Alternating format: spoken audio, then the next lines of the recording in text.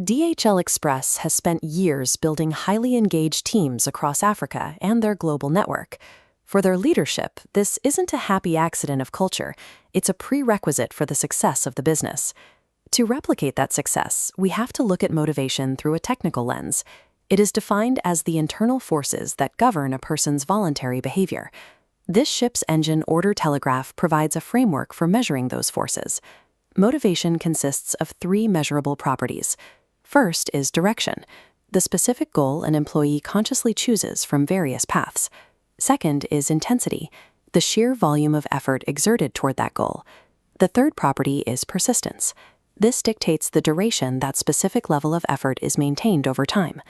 Consistent engagement requires leadership to operate as systems engineers, actively calibrating the specific inputs that control these three vectors. Engineering this level of effort requires moving past the generalized psychological models that have dominated management for decades. Abraham Maslow's hierarchy of needs is the standard historical framework. It suggests that human needs are layered, moving from physiological survival at the bottom up to self-actualization at the top. Maslow's contribution was positive and holistic. He focused on need gratification and growth, rather than just instinct, or deprivation, a perspective that serves as the foundation of positive organizational behavior today. However, modern research identifies a significant empirical flaw. Human needs do not follow a universal, rigid pyramid.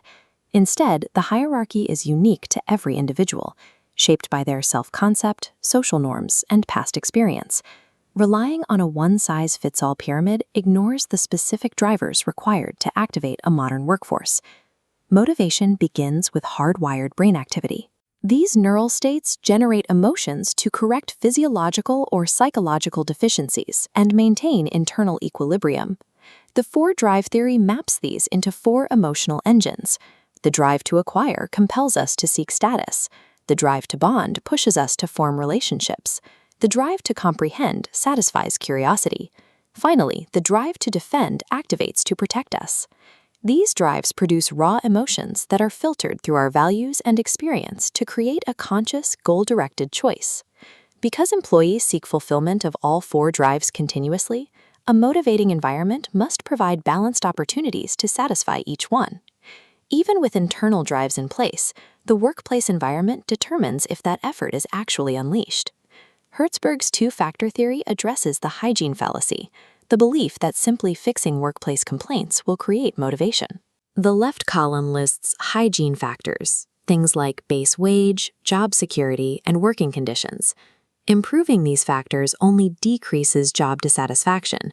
It moves an employee from angry to neutral. It maintains the status quo, but it does not generate momentum. Momentum comes from motivator factors. These include achievement, recognition, responsibility, and the challenge of the work itself. While competitive pay is a baseline requirement to keep people in the building, only the architecture of the work itself compels performance. Once drives are balanced and hygiene is met, the brain calculates the probability of success before releasing effort. This expectancy theory calculation governs output. First is E to P expectancy.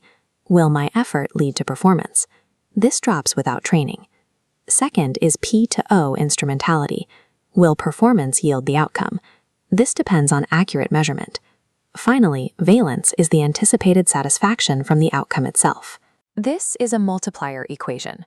If an employee lacks the resources to perform or sees no value in the reward, the resulting effort remains at zero. Initial effort will eventually decay without a structural mechanism to sustain persistence. Organizational behavior modification provides this feedback loop, focusing on how consequences influence future behavior. Positive reinforcement maintains behavior by introducing a reward. Conversely, negative reinforcement maintains behavior by removing an adverse condition. This is often demonstrated when a supervisor stops criticizing an employee once their performance improves. The removal of the criticism reinforces the improved behavior. Without these reinforced consequences, any initial burst of motivation will eventually flatline. We can now synthesize these components into a unified motivation engine. When output drops, management can use this architecture as a diagnostic schematic to locate the exact point of system failure. This allows for targeted questions. Is the drive to bond being suppressed by the drive to acquire? Are P to O expectancies broken by reward structures? Look again at the ship's telegraph. By adjusting the specific inputs of this model, leadership gains direct influence over the direction and intensity of an organization's behavior. Sustainable engagement is a function of organizational design, a calculated output derived from balancing biological drives against specific cognitive calculations.